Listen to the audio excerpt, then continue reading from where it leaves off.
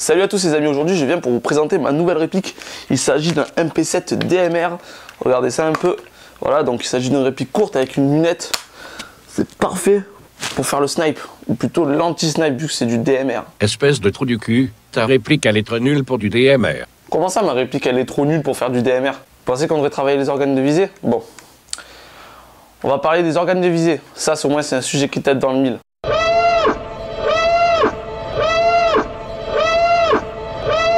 Putain mais vous avez quoi contre moi aujourd'hui?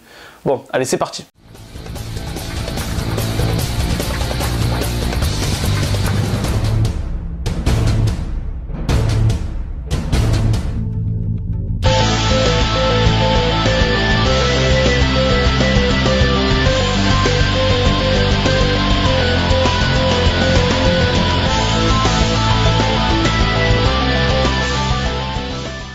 Pour commencer, sachez qu'il existe 4 types d'organes de visée, à savoir les mires métalliques, les red dots, les magnifères et ou ACOG et les lunettes. Je vais donc vous présenter chacun de ces organes de visée en détail et vous expliquer leurs avantages mais également leurs inconvénients. Le premier système de visée que nous allons présenter, qui est le plus classique à mon sens, c'est les mires métalliques, ou aussi appelées iron sight en anglais. Elles sont généralement vendues d'origine avec votre réplique, libre à vous de les laisser ou de les enlever si vous passez sur un autre système de visée. Un iron sight est donc constitué de deux parties très distinctes qui se trouvent à l'avant et à l'arrière de votre réplique. Il y a donc la hausse à l'arrière et le guidon à l'avant. Il existe de multiples iron sights, comme par exemple les iron sights pliants sur le MP7. Vous avez les iron sights donc type pistolet lorsque la réplique est courte, et lorsque vous passez en réplique longue, c'est-à-dire que vous déployez la crosse ainsi que la poignée avant, vous pouvez les faire basculer vers l'avant pour avoir une visée qui est un peu plus précise et surtout un peu plus adaptée au type SMG. Il existe d'autres mires pliantes comme par exemple le MBUS de chez Magpul. Donc les MBUS, qu'est-ce que c'est? Ce sont des mires qui sont abaissées quasiment à la totalité du temps puisqu'elles sont utilisées généralement avec un red dot. Mais si jamais le red dot fait défaut, vous pouvez tout simplement presser le bouton et la mire va se déployer d'elle-même. C'est assez pratique et ça permet d'avoir un déploiement de la mire assez rapide. Un autre type d'organe de visée que l'on retrouve, ce sont les organes de visée à 45 degrés. Donc c'est super classe, par contre pour nous airsofters c'est vraiment inutile. Je vous explique pourquoi. Donc les organes de visée à 45 degrés, comment ça marche? Vous mettez vos organes de visée, puis vous basculez votre réplique à 45 degrés. Il faut savoir que quand vous tirez, l'effet hop-up, fait tourner la bille en fait de façon parallèle au sol, ce qui permet de garder une trajectoire droite. Si jamais vous penchez la réplique, vous penchez également cet effet hop-up, puisque la bille au lieu de partir en vrille comme ça, tournera comme ça. Donc ce qui fera en fait que la bille va partir sur le côté où vous penchez votre réplique. C'est donc très sympa sur la réplique, par contre c'est vrai que c'est pas forcément utile. Sur de courtes distances ça va, mais si vous voulez viser sur des 20 ou 30 mètres, soyez sûr que votre bille partira sur le côté où vous penchez la réplique. On va maintenant parler des avantages et des inconvénients. Donc on va commencer par les avantages. Donc les avantages des mires métalliques sont leur large choix, parce qu'il existe de nombreux modèles, c'est vrai que c'est assez pratique. Il y a également des modèles qui sont très bas niveau prix, donc ça vous permet d'avoir des iron sights assez basiques, mais surtout qui sont à un prix assez abordable. Si jamais on casse les siens ou qu'on les perd, ça peut arriver si on les démonte. C'est toujours pratique de pouvoir retrouver le même modèle à un prix assez intéressant. Et pour finir, c'est leur facilité d'utilisation. Pourquoi? Tout simplement, c'est tout bête, tout le monde sait utiliser une mire métallique. Je veux dire, on apprend ça à la fête foraine quand on est petit, qu'on va tirer sur les ballons. C'est quelque chose d'assez basique, d'assez simple on va dire, à reprendre en main si jamais on se met à l'airsoft. On va maintenant parler des inconvénients. Donc l'inconvénient numéro 1, c'est le fait qu'il n'y a pas de facilité d'acquisition de la cible. Donc je m'explique. Vous prenez un red dot, vous pouvez garder les deux yeux ouverts lorsque vous visez. Donc c'est vrai que c'est quand même assez avantageux. Là, vous êtes obligé de fermer un œil pour pouvoir bien aligner le guidon ainsi que la hausse. Donc pour le coup, la facilité d'acquisition n'est pas forcément innée. Et ça s'apprend, il faut utiliser régulièrement les mires métalliques pour réussir à en faire un vraiment bon usage. C'est pour ça que généralement les airsofters débutants choisissent toujours les red dots. On en parlera après. La deuxième chose, c'est qu'en fait, je vous ai dit que certains étaient très abordables, mais l'inverse est également vrai. Vous avez des mires métalliques qui coûtent une blinde. Vous prenez par exemple certains Magpul, c'est 50 € l'arrière, 50 € l'avant. Donc vous en sortez pour 100 € l'avant, l'arrière. C'est quand même assez cher. Après voilà, c'est des produits de qualité. Il faut savoir que si vous achetez ça, vous êtes sûr de ne pas avoir de soucis. C'est à prendre en compte. Et pour finir, l'un des derniers inconvénients, et encore pour moi c'est pas vraiment un inconvénient, il y en a certains pour oui, il y en a certains pour d'autres non, c'est le côté old school. C'est-à-dire que maintenant vous voyez très rarement des répliques, enfin du moins, on va dire plutôt des armes pour le coup, parce que c'est des photos militaires. Vous voyez très rarement des armes équipées avec juste les mires métalliques. Il y a toujours soit un red dot, soit une lunette. Donc c'est vrai que ce côté un peu old school peut gêner certains. Par contre, c'est vrai que pour moi, par exemple, qui fait du Vietnam, j'aime beaucoup voir des répliques aussi sans lunettes de temps en temps. Le deuxième système de visée, probablement le plus connu, tous les airsofters aiment l'ajouter à leur réplique, il s'agit bien entendu du Red Dot. Donc une fois pour toutes, on va en finir avec toutes ces histoires, ce n'est pas Red Hot, c'est Red Dot. Donc Red pour rouge, Dot pour point, point rouge, tout simplement. Donc comme son nom l'indique, le Red Dot est un point rouge, il existe sous différentes formes.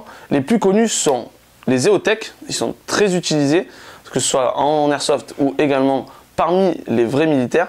Vous avez le Micro T1, donc c'est un très bon Red Dot qui est assez compact et qui permet une visée assez rapide, c'est un bon produit. Vous avez également le Doctor Sight et le RMR Sight, donc je vous laisse regarder les photos qui se trouvent juste là pour voir ce que c'est, je n'en ai malheureusement pas à vous présenter. Les Red Dots ne sont plus à présenter, ils sont quand même assez connus de nos jours. On va donc passer directement aux avantages et aux inconvénients. Pour commencer, pour les avantages, il faut savoir que vous avez un système d'acquisition qui est accru. Donc pourquoi? Tout simplement parce que lorsque vous visez avec un EOTech, vous n'avez pas besoin de fermer un œil. Vous gardez les deux yeux ouverts. Quand vous voyez dans les films qui ferment un œil, c'est complètement ridicule puisqu'un Red Dot utilise toujours les deux yeux ouverts. Ensuite, il faut savoir que vous avez un autre avantage, c'est leur facilité d'utilisation. Donc comme je l'ai expliqué juste avant, vous n'avez pas besoin de fermer les yeux, donc de suite c'est très facile. L'installation d'un Red Dot se fait facilement sur un rail Picatinny, puis ensuite vous l'allumez, vous réglez l'intensité en fonction de la journée. Donc si vous avez beaucoup de soleil, une intensité forte, si vous avez peu de soleil, une intensité faible, pour ne pas non plus voilà quoi, vous aveugler avec le point rouge. Et du coup, vous avez ensuite une utilisation qui est très simple. N'importe qui peut utiliser un Red Dot, ça se fait super facilement. Le troisième avantage, c'est qu'il y a une diversité de modèles qui est très important. Vous en avez des gros, vous en avez des petits, vous en avez des compacts. C'est un avantage qui est certes indéniable. Pourquoi? Parce que si vous avez une petite réplique, vous n'allez pas mettre un gros Red Dot dessus. Si vous avez une grosse réplique, à l'inverse, vous n'allez pas mettre un RMR. Ça vous permet d'avoir un large panel de choix pour vos répliques. Et le dernier avantage qui découle du troisième, c'est tout simplement qu'en fait, vous avez quelque chose qui est assez compact si vous le souhaitez. Par exemple, moi pour ma MP7, alors je rigolais en mettant une lunette, mais un Micro T1 est parfaitement adapté à un MP7. C'est une réplique compacte, vous avez dessus un Red Dot qui est compact. Vous avez même des Red Dot qui sont assez petits pour se loger sur des répliques de points. Comme par exemple le FNX 45, vous pouvez parfaitement y mettre dessus un RMR Sight. Donc c'est parfait. On va donc passer aux inconvénients parce que tout ce qui a des avantages, il faut savoir que ça a aussi des inconvénients. Le premier inconvénient des Red Dot, c'est tout simplement qu'ils marchent à pile. Donc vous avez une lumière, donc bien entendu, dedans il y a des piles. 95% des modèles marchent à pile. Je sais qu'il existe des modèles solaires, mais n'en possédant pas moi-même, je ne sais pas s'il ne faille pas une pile avec. Donc à se renseigner, le modèle solaire peut être intéressant, mais bon, si vous comptez l'utiliser de nuit, c'est loupé pour le coup. Le deuxième inconvénient qui vient malheureusement donc avec cette histoire de piles, c'est que une fois que les piles sont mortes, si vous n'en avez plus, le Red Dot devient complètement inutilisable. C'est-à-dire que vous avez juste un bout de verre. Donc bon, vous pouvez toujours essayer de viser avec, mais c'est pas génial.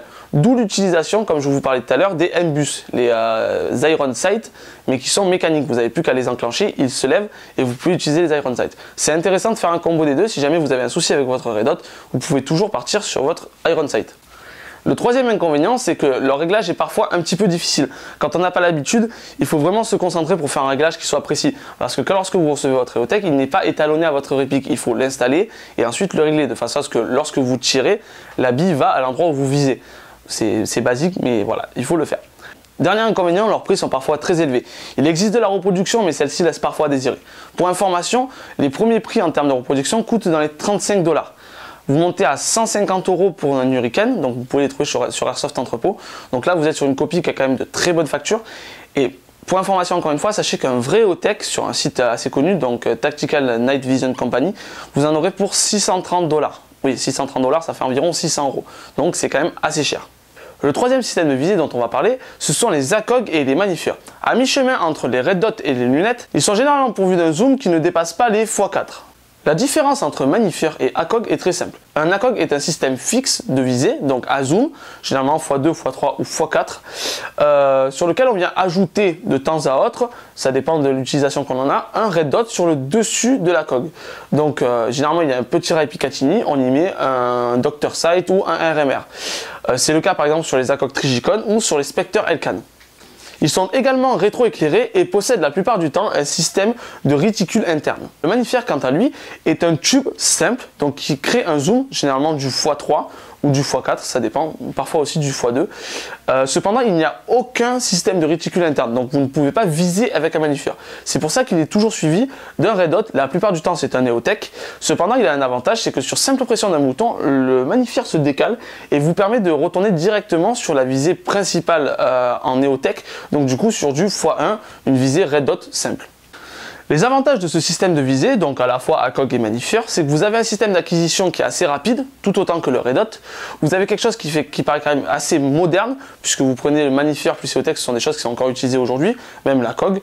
Ce sont des systèmes de visée très récentes, très modernes. Et surtout, vous avez cet avantage qui vous permet de passer de zoom à non-zoom, si je peux dire, donc d'un x4 ou x3 à x1, donc aucun zoom, assez rapidement. Sur la coque, vous avez juste à légèrement baisser votre réplique, alors que sur le Magnifier, vous avez juste à presser un bouton, ça se décale et vous êtes à nouveau sur du x1. Donc c'est quand même assez rapide et assez pratique d'utilisation. Donc pour les inconvénients, c'est très simple. Vous avez le réglage qui est parfois difficile, vu qu'il faut prendre en compte le zoom, c'est pas forcément toujours simple quand on ne l'a jamais fait. Vous avez également le système qui est un peu cher, parce que c'est l'ensemble, vous prenez un ensemble Magnifier plus COTEX, vous en avez pour un peu plus d'une centaine d'euros, donc c'est pas pour toutes les bourses. Quand on commence juste l'airsoft, on n'a pas forcément envie de débourser une telle somme dans un système de visier. Vous avez ensuite le zoom qui peut pour certains ne pas être assez fort. Pour ma part, je trouve que c'est assez conséquent. Plus de x3 ou x4 pour de l'airsoft, c'est un peu idiot dans le sens où nos répliques ne vont pas à 1 km, donc 50 mètres, un x3 ça suffit largement. Bon. Après, c'est mon avis. Et pour finir, le dernier inconvénient, c'est l'anachronisme sur certaines répliques. Vous prenez par exemple le MP7 de tout à l'heure, qui paraissait ridicule avec la lunette. Vous lui mettez le même système, un Magnifier plus un Neotech, il aura l'air tout aussi débile. C'est pour ça que ça va pas sur toutes les répliques, donc il faut penser à prendre quelque chose qui soit en rapport avec votre réplique. N'allez pas mettre ça sur un MP7. À l'inverse, si vous avez un snipe, n'allez pas y mettre un point rouge par exemple. On va maintenant parler du dernier système de visée de notre petite liste. Vous l'aurez compris, il s'agit bien entendu de la lunette. Saint Graal du sniper, casse-tête des débutants, accessoire de convoitise pour certains, accessoire jetable pour d'autres. Il existe des multitudes de lunettes et on va essayer de se dépatouiller dans ce petit bordel. Pour commencer, il faut savoir que les lunettes, beaucoup en achètent avec un zoom très puissant, mais ça ne sert strictement à rien en airsoft. Pourquoi? Tout simplement parce qu'en fait, il faut savoir que vos billes, elles vont jusqu'à maximum 50-60 mètres. Allez, il y a toujours les joueurs imaginaires qui ont des billes qui vont jusqu'à 90 mètres, mais même, vous prenez une lunette en x3, c'est largement suffisant. La plupart des gens veulent des grosses lunettes, ce n'est pas forcément utile. Il faut savoir que sur les lunettes, il y a deux données principales. Donc, on reprend notre lunette avec notre MP7, je ne l'ai toujours pas enlevé, j'aime tellement ce style. Donc vous avez le premier chiffre, généralement, donc un 3 ou 9 par exemple, ici c'est une 3-9, donc 3 pour le zoom, 9 également pour le zoom. C'est une lunette qui va du zoom de 3 fois à 9 fois. Cette lunette est très bien en termes de zoom, pourquoi? Tout simplement 3 fois c'est largement suffisant pour l'airsoft, 9 fois ça peut être un avantage si jamais vous faites de l'observation, ce genre de choses. Mais n'allez pas au-delà, c'est vraiment dépenser trop d'argent pour quelque chose qui ne vous servira pas. Le deuxième chiffre, donc vous avez ici c'est une 3-9 x 50. Le 50, qu'est-ce que c'est? C'est la taille de la lentille. Donc plus elle est grande, plus vous verrez autour de vous. Les lentilles les plus communes sont du x30, ici donc c'est du x50. Pourquoi j'ai choisi du x50 alors que c'est une très grosse lunette? Tout simplement parce qu'il y a un problème à l'œil, pour moi c'est un avantage, ça me permet de mieux voir. Quand on a un problème à l'œil, on n'a pas forcément l'habitude de viser et c'est vrai que ça aide beaucoup les grosses lunettes. Après bien sûr, il faut faire attention que ça n'ait pas l'air trop ridicule sur votre réplique. Pour plus d'informations, je vous conseille de regarder la vidéo de IPAC, donc je la mets ici. C'est une vidéo qui est spécialement consacrée aux lunettes de visée. Donc pour le coup, vous aurez vraiment pas mal d'informations dessus, notamment ce dont je vous ai parlé, mais également un peu plus. Je vous conseille vraiment de la regarder, elle est très sympa et surtout elle est très instructive. Pour notre part, on va surtout parler comme tout à l'heure des avantages et des inconvénients. Il faut savoir qu'il y en a beaucoup, que ce soit des avantages et des inconvénients. Pour les avantages, il faut savoir que ça permet d'avoir un œil vraiment différent sur le terrain. Avoir une lunette, ce n'est pas comme jouer tout simplement avec un AEG. C'est quelque chose de différent. Il y a des sensations qui sont vraiment top quand vous faites mouche. Donc ça, c'est aussi un des avantages. Il faut également savoir que si vous avez, comme tout à l'heure on en parlait, une lunette avec un zoom important, ne la jetez pas à la poubelle, tout simplement parce que si vous avez un zoom par exemple en 3-9, donc 3 pour le zoom le plus bas, 9 pour le zoom le plus haut, le 9 vous servira quand même si vous avez besoin tout simplement de faire un peu d'observation. Ça permet d'avoir une meilleure vue sur le terrain. Et si vous êtes en hauteur, ça vous sert un petit peu de monoculaire, c'est toujours très utile. Et pour finir, il faut savoir qu'une lunette, si elle est bien réglée, vous permet d'avoir une précision qui est vraiment redoutable. On va donc maintenant passer aux inconvénients. Le premier inconvénient qui ressort quand même assez pas mal sur les lunettes, c'est que la plupart des modèles de lunettes sont très chers. Vous avez des modèles qui ne sont pas très chers, comme par exemple celui que j'ai, vaut une cinquantaine d'euros. C'est, on va dire, un bon rapport qualité-prix pour ce que j'ai. Sachant que c'est une lunette rétro-éclairée, c'est quand même assez intéressant. Après, le rétro-éclairage n'est pas forcément qu'un avantage, il faut y penser. Pour le coup, donc je vous disais, certains des modèles sont très chers. Il faut savoir que si vous voulez du modèle RD, certains, donc le Real Deal, donc réellement utilisé, certains modèles sont vraiment hors de prix, voire inaccessibles pour des petites bourses ou pour tout simplement une personne avec des revenus normaux.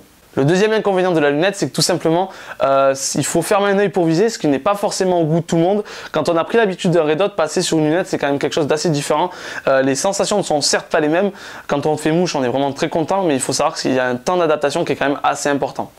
Le troisième inconvénient dont on va parler, c'est la difficulté de régler donc les lunettes. C'est pas comme par exemple un ACOG ou sur un Red Dot. Si on règle mal un ACOG ou un Red Dot, il faut savoir que la plupart du temps, c'est monté sur une réplique qui peut tirer en automatique. Donc si jamais la première bille ne part pas au bon endroit, il y a des chances que la deuxième, la troisième, la quatrième, la cinquième ou la sixième partent au bon endroit. Sur un sniper, c'est pas pareil. Vous avez qu'une bille par tir. Donc il faut savoir que si vous réglez pas précisément votre lunette, c'est vraiment très désavantageux et c'est vraiment très frustrant. Vous tirez une bille, elle va jamais là où vous voulez, donc ça demande vraiment beaucoup de concentration pour bien régler la lunette d'un sniper. Un autre inconvénient, c'est que tout simplement les lunettes sont très fragiles. Elles sont beaucoup plus fragiles qu'un Red Dot ou qu'un ACOG. Pourquoi? Tout simplement parce que leur système interne est fait assez différemment. Donc du coup, vous prenez un ACOG, tout simplement, c'est deux vitres, le zoom encore, il n'est pas aussi fragile, c'est plus compact, si ça tombe, ça craint moins. Là, une lunette, vous avez quelque chose qui est quand même assez gros au niveau de la lentille, donc plus de chances de recevoir des billes. Et surtout, si vous la faites tomber, elle est beaucoup plus fragile que la plupart des autres systèmes de visée. C'est à prendre en compte. Un autre désavantage, donc le dernier, on en a déjà parlé avec les magnifieurs, tout simplement, en fait, ce n'est pas compatible avec toutes les répliques. On l'a vu tout à l'heure, ça, c'est ridicule. Mais totalement. Donc voilà, il faut savoir que les lunettes ne sont pas compatibles avec toutes les répliques. Les seules répliques, on va dire, autorisées, je dis le mot autorisé puisqu'on fait quand même ce qu'on veut, mais qui, on va dire, sur lequel vous n'avez pas d'anachronisme quand vous le mettez une lunette, c'est tout simplement les répliques de type DMR, comme par exemple un M14 ou un SR25, ou tout simplement les snipes. Après, si vous mettez une lunette sur ça, vous pouvez, c'est pas interdit, chacun fait ce qu'il veut bien sûr, mais bon voilà, c'est pas beau, malheureusement c'est comme ça. Je sais que ça fait beaucoup d'inconvénients, certains pro lunettes, pro snipers doivent se dire putain mais qu'est-ce qu'il dit lui, qu'est-ce qu'il a contre les snipers.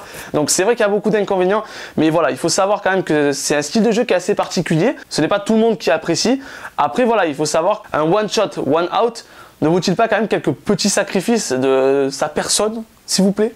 On va maintenant aborder notre extra parce que comme le titre de la vidéo le disait, 4 systèmes de visée plus un extra. Vous devez vous dire mais de quoi il va nous parler ce con encore? Donc l'extra de votre épisode, roulement de tambour, il s'agit de votre instinct. Oui, tout simplement votre instinct. Pourquoi votre instinct? Tout simplement parce que lorsque vous allez être en jeu, votre instinct va vous permettre de tirer vers la zone où il va y avoir un danger. Donc ça s'appelle le tir au jugé. Donc pour ceux qui ne savent pas ce qu'est le tir au jugé, tout simplement, votre réplique n'est pas épaulée. Vous l'avez généralement donc le long du corps de cette manière-là. Donc bon là ici c'est vraiment style Vietnam, je vous le dis. Bon voilà, donc vous l'avez le long du corps mais vous allez quand même tirer. Ce tir réflexe, donc ce tir d'instinct, ce tir au jugé, vous permettra naturellement de tirer vers la zone de danger. Il n'y a strictement aucune visée, mais votre corps va lui-même savoir vers où tirer. Il faut savoir qu'avant la fin de la guerre du Vietnam, beaucoup de soldats portaient leur réplique, surtout les GI, de cette façon-là. Donc c'est-à-dire la crosse sous l'épaule et tirer vraiment à l'aveuglette vers la zone où il y avait un danger. Donc après, c'est sûr, ça ne marche pas avec un snipe. Il vaut mieux avoir une réplique qui est un système full automatique.